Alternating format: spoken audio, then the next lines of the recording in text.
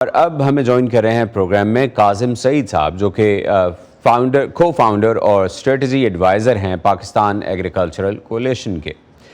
کاظم سعید صاحب، بہت شکریہ، آپ ہمیں جوائن کر رہے ہیں۔ پاکستان میں گندم کی پیداوار میں کمی کی بنیادی وجوہات کیا ہیں؟ ذرا سے میں آپ کو اس کا پس منظر پیش کر دوں۔ پاکستان میں 30 من فی ایکڑ ہماری اوسط پیداوار ہے پورے ملک کی، لیکن جو سب سے اچھے پاکستان کے کسان ہیں جن کے پاس وسائل ہیں وہ 45 من، جس سے نیشنل ایوریج سے 50% زیادہ اوسط لے رہے ہیں۔ 50 من فی ایکڑ گندم لے رہے ہیں اور کچھ 60 بھی لے رہے ہیں۔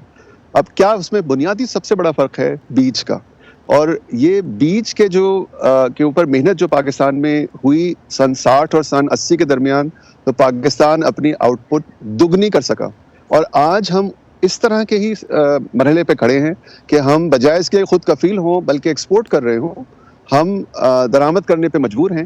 اور آپ نے جس طرح سے یہ اعداد و شمار بین الاقوامی اداروں کے بیان کیے وہ درست ہیں، لیکن اس میں یہ بات غور کرنے کی یہ ہے کہ وہ جو پروجیکشنز پیش کرتے ہیں اس میں بنیادی جو قضیہ یا اسمپشن ہے وہ یہ ہے کہ آج کل کی پالیسیز اگر اسی طرح چلتی رہیں، لیکن آج پاکستان خوراک کے عدم تحفظ کی بنیاد پہ جہاں کھڑا ہے، ہمیں اپنی پالیسیز کو بدلنا ہوگا، اور جو سٹرکچرز ہیں جن سے بیج پیدا ہوتا ہے اور کسان تک پہنچتا ہے، اور میکنائزیشن کا بھی ذکر ہوا اور چیزیں ہیں، ہمیں ان پالیسیز کو یکسر بدلنا ہوگا اور اس میں ترقی کی طرف جانا ہوگا۔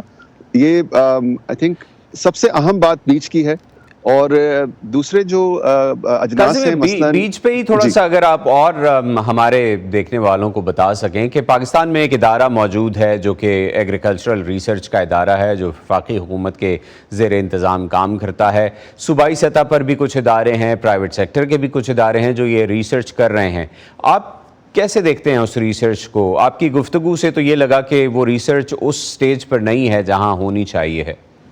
اچھا، آپ کی بات بالکل درست ہے، ان اداروں کے کام کی اور ان سائنسدانوں کی میں قدر کرتا ہوں، لیکن آپ کے سامنے ہے کہ پچھلے 30 برس میں زراعت کے اوپر حکومت کی طرف سے، حکومت کے اداروں کے لیے اور حکومت کے سائنسدانوں کے لیے سرمایہ کتنا مہیا ہو سکا، وسائل کتنے مہیا ہو سکے۔ اس کی وجہ سے دائرہ کار جو ان کے کام کا ہے وہ پورے پاکستان کے تمام کسانوں کے لیے کافی نہیں ہے۔ اس لیے آج 1960 میں 1970 میں تو یہ بات سمجھ میں آتی تھی کہ تحقیق صرف حکومت کے ادارے کریں، کیونکہ اس وقت ہمارے ہاں نجی شعبہ اتنا ڈیولپ نہیں تھا۔ آج کوئی وجہ نہیں ہے کہ ہم اپنے سیڈ کے سیکٹر میں نجی شعبے کے اداروں کو، جو ریپوٹیبل سیڈ کے ادارے ہیں، کمپنیاں ہیں پاکستان کی بھی باہر کی بھی، ان کو دعوت دیں۔ ریگولیشنز اور لاز کو بدلنا ہوگا تاکہ نجی شعبہ جو ہے وہ سرمایہ لگائے اور ہمارے کسانوں کو بہترین سیڈ مہیا کر سکے۔ آپ کو میں مثال دینا چاہوں گا مکئی کی، جس میں پچھلے 25 برس میں 3 گنا بڑھی ہے اوسط پیداوار، اور غریب سے غریب کسان نے بھی وہ مہنگا والا ہائیبریڈ سیڈ خریدا ہے۔ وہاں پہ اس کراپ میں ہائیبریڈ سیڈ چلتا ہے، اس کو خریدا ہے اور اس سے بے پناہ بڑھائی ہے اپنی اوسط۔ اسی طرح سے چاول کے بھی ہائیبریڈ سیڈ جو ہیں وہ چھوٹے کسان، 3 ایکڑ کا کسان بھی لگا رہا ہے اور 70 من چاول لے رہا ہے۔ Kazim, let's talk about private sector. آپ نے بھی ابھی کہا کہ پرائیویٹ سیکٹر کو انکریج کریں، اور پاکستان کی زراعت کے ساتھ ایک بڑا مسئلہ چھوٹے کسان کے لیے خاص طور پر ٹیکنالوجی تک رسائی ہے۔ اگر پرائیویٹ سیکٹر کو اس میں انوالو کیا جائے تو وہ آپ کے خیال میں چھوٹے کسانوں کو کیسے بہتر ٹیکنالوجی فراہم کر سکتا ہے؟ بہت اچھا سوال ہے آپ کا۔ پہلے تو سیڈ ہے، said we can say is the great ایکولائزر۔ اگر بہترین سیڈ مہیا ہو جائے، چھوٹا کسان خرید رہا ہے بہترین سیڈ، خرچہ کر رہا ہے اور اجناس میں، وہ ہمارے سامنے ہے، ویجیٹیبلز میں بھی، فروٹس میں بھی، تو اگر بہترین سیڈ اگر مارکیٹ میں ہوگا اور سال بہ سال وہ اپنی کوالٹی مینٹین کرے گا وہ سیڈ، تو چھوٹا کسان بھی اس کو لے گا۔ تو پہلا تو یہ ہے پرائیویٹ ریپوٹیبل جو کمپنیاں ہیں جن پہ اعتماد کیا جا سکتا ہے، ان کو ہم دعوت دیں اور وہ آئیں اور وہ کام کریں۔ دوسرا، مشینری کے بارے میں آپ کے شو میں پہلے بھی ذکر ہوا کہ بہت چھوٹے کسان جو ہیں وہ مشینری کو افورڈ نہیں کر سکتے، لیکن یہ ہم سے اگر مشرق کی طرف دیکھیے، جتنے ممالک ہیں، ہمارے ملک سے چین تک اور آگے، ان سب میں چھوٹے زمیندار جو رقبے ہیں وہ بہت چھوٹے ہیں، اور وہاں سروس پرووائڈر کا کام ہوتا ہے۔ اور پاکستان میں اگر آپ انفارمل سیکٹر میں دیکھیے، ہر گاؤں میں سروس پرووائڈر موجود ہے، لیکن وہ ہے نان ڈاکومنٹڈ سیکٹر میں اور ان کے پاس وسائل نہیں ہوتے اور وہ اسکریپ مشینری دوسرے ملکوں سے لانی پڑتی ہے. اور اس کے ساتھ ساتھ جو اکوپمنٹ ہے، بجائے اس کے کہ ہم بہت جو بڑا اکوپمنٹ ہے اس کے اوپر انویسٹ کریں، ہم چھوٹے فارمر کے لیے چھوٹے اکوپمنٹ کے اوپر بھی اگر انویسٹ کرنا شروع کر دیں تو اس سے بھی اس کی کافی مدد ہوگی.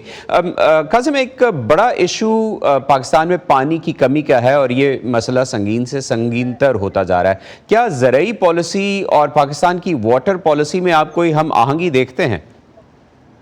بہت اچھا سوال ہے آپ کا، لیکن میں پہلے ایک غلط تاثر ہے اس کو میں ذرا سا کریکٹ کرنا چاہتا ہوں.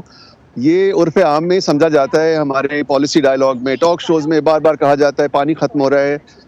جو اصل حقیقت ہے وہ یہ ہے کہ پاکستان میں پانی ختم نہیں ہو رہا ہے. پاکستان کے آبی وسائل کا ڈیٹا 1922 سے موجود ہے اور واٹر پروفیشنل سے آپ پوچھئے تو 145 ملین ایکڑ فیٹ پاکستان کے کینال سسٹم میں 1951 سے ہمارے ریکارڈ میں جا رہا ہے. سو یہ جو خیال ہے کہ یہ پانی ختم ہو رہا ہے، اس لیے ہے کہ اگر آپ پر کیپٹا جب کیلکولیشن کرتے ہیں اور دیکھتے ہیں کہ ہماری آبادی سے جب ضرب دیتے ہیں ہمارے آبی وسائل کو تو وہی 145 ملین ایکڑ فیٹ ہے اور اس پہ آبادی بڑھتی جا رہی ہے تو لگتا ہے فیکس کم ہو رہا ہے. آپ پنجاب کے کسی بھی کھیت پہ جا کے دیکھیے، کیا 8 انچ پانی نہیں لگا رہے ہیں؟ وہ پانی کہاں سے آ رہا ہے؟ اتنا فلڈ اریگیشن کیسے ہو رہا ہے اگر پانی ختم ہو رہا ہے؟ تو یہ خیال غلط ہے، لیکن اس کا مطلب یہ نہیں ہے کہ پانی کا مسئلہ نہیں ہے. پانی کے دو اصل جو کرٹیکل مسائل ہیں جو کسان کے لیے ہیں، جس میں ہمیں کسان کی مدد کرنی ہے. ایک ہے ٹائمنگ، کہ جس کراپ کے لیے جس وقت پانی چاہیے وہ اس وقت پانی. ہمارے پاس 30 سیکنڈ ہے، اگر آپ اپنی تھاٹ کمپلیٹ کر سکیں پلیز. جی، اور دوسرا مسئلہ ہے پانی کی ویسٹیج کا، اور اس کے لیے ہمیں ڈیفینیٹلی اپنی ایگریکلچر کی اور پانی کی پالیسی میں ہم آہنگی لانے کی ضرورت ہے. آپ درست کہہ رہے ہیں. Great. Very quickly, long term policy کو آپ کیسے دیکھتے ہیں، پاکستان کی long term agriculture policy? Long term agriculture policy میں ہمیں ایگریکلچر کو جس طرح سے دوسری انڈسٹریز ہیں، ٹیکسٹائل انڈسٹری ہے، بینکنگ انڈسٹری، اس طرح ہمیں ایگریکلچر کو ایک انڈسٹری کی طرح لینا ہوگا جس میں آرام سے فائنینسنگ ہو سکے، انشورنس موجود ہو، بہترین ٹیکنالوجیز جو ہیں وہ عام طور پہ کمپنیاں لا کے کسان کے سامنے رکھ رہی ہوں، اور جن ٹیکنالوجیز پہ اعتماد ہو کسان کو وہ آرام سے لے سکے.